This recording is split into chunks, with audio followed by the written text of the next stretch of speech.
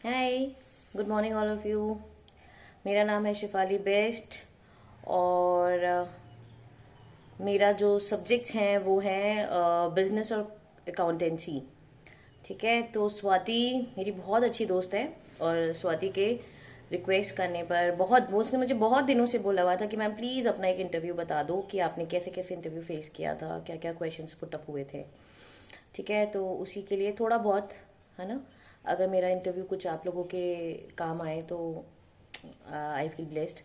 ठीक, तो मेरा जो सिलेक्शन हुआ था वो हुआ था 2012 में। That time I was very young. ठीक है, और मतलब एक कह लीजिए कि एक क्या कहेंगे कि मतलब मिरेकल ही हो गया था क्योंकि कोई आइडिया नहीं था।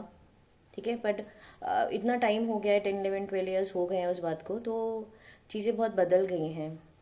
ठीक है, कंपटीशन और ज़्यादा टफ होता जा रहा है, तो अब आप लोग इसको लाइटली मत लीजिएगा। ठीक है, चलिए इंटरव्यू में आते हैं। तो जब हम इंटरव्यू के लिए जाते हैं, सो मैंने जो पहना था वो मैंने जो पहना था वो कॉटन की साड़ी पहनी थी because I was very lean, पतली थी, तो कॉटन की साड़ी ठीक लगती है। ठीक है, पन्ना बिल्कुल जो पल्ला होता है साड़ी का वो बिल्कुल पिनअप किया था। बाल जो थे कट हो रखा था इसलिए जूड़ा नहीं बन रहा था। तो मैंने क्या किया था, अपने बालों को ना टाइट के तरीके से बना लिया था ताकि मेरे मुंह पर कोई भी बाल ना आए, है ना। वो अच्छा नहीं लगेगा जब आप at the time of interview आप बैठोगे और जब पैनल बैठा हुआ होगा और उनके सामने आप अपने बालों को बार बार ऐसे करके पीछे करो, इट वोंट लुक गुड। ठीक है, पैनल में 5 और 6 मेंबर्स थे देवर। ठीक है, और आप बहुत डिसेंट लगते हो साड़ी में। ठीक है, आप क्या करोगे, आप छोटी सी एक बिंदी लगा लो, हल्का सा लाइट कलर का, नॉट चटक वाला, हल्का सा एक लिप कलर लगा लो। ठीक है, और आपके बाल मुंह पे नहीं आने चाहिए। ठीक है, आपके एक हाथ में यू कैन कैरी बैंगल, चूड़ियां मत पहनो, just put one bangle in one hand और दूसरे में आप अपना वॉच कैरी करो। Your attire like for specially for females, आपके जो कपड़े होने चाहिए वो बिल्कुल भी रिवीलिंग नहीं होने चाहिए, है ना। Don't carry sleeveless blouses and all, है ना। कुछ ऐसा आपका कॉटन का कुछ पहनिए, फुल स्लीव्स का आप पहन सकते हैं बिकॉज हम वहाँ पे एज अ टीचर की जॉब के लिए जा रहे हैं। तो टीचर की जॉब तो एक अलग ही इमेज होती है। ट्राई करिए आप बन बना लें, क्योंकि जब हम बीएड करते हैं तो हमें बताया जाता है कि जो टीचर से एक्सपेक्ट किया जाता है कि आपने बन बनाया हुआ हो अच्छे से। ठीक है, आपके फेस में बहुत ज़्यादा मेकअप नहीं होना चाहिए, छोटी सी बिंदी लगाइए, हल्का सा लिप कलर लगाइए, एक हाथ में वॉच पहनिए। If you are going to put on suits, salwar suit, तो यार दुपट्टा शुड बी लाइक कि आपका आगे से ढंग से आपने दुपट्टा कैरी करा हुआ हो। कॉटन का सूट पहनिए, कॉटन के कपड़े हमेशा अच्छे लगते हैं। ठीक है, अब सेकेंड थिंग ये रही कि जब आप हॉल में एंटर करते हैं, जब आप रूम में एंटर करते हैं पैनल के आगे, तो first you are suppose to take permission before entering the room, है ना, कि समय आए कम इन और मे आए कम इन मैम, जो भी है। फिर आप वहाँ पे गए तो आप अपने आप बैठिए मत जब तक वो आपको बोले ना, उससे पहले आप उनको ग्रीट करिए, विश करिए। ठीक है, जब वो आपको बैठने के लिए बोलेंगे तो आप बैठिए। उसके बाद आपका इंटरव्यू जब स्टार्ट होता है तो आप कोशिश रखिए कि आपकी जो इंटरव्यू हो वो आपका जो आपका इंट्रोडक्शन पार्ट है, ठीक है, वो should be in thoroughly in English.